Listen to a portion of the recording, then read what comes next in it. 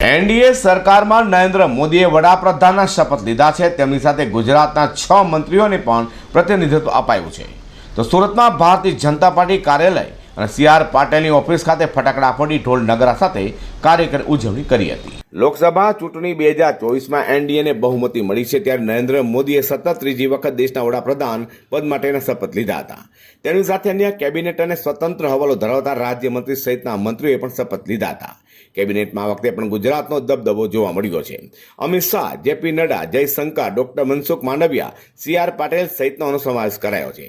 વડાપ્રધાન તરીકે નરેન્દ્ર મોદીએ ત્રીજી વખત શપથ લીધા છે, સાથે કેબિનેટ મંત્રીઓએ પણ શપથ ગ્રહણ કર્યા છે। તો સુરતના ભારતીય જનતા પાર્ટી કાર્યાલય ખાતે મોદીની શપથ ગ્રહણને લઈ ઉજવણીનો માહોલ જોવા મળ્યો હતો।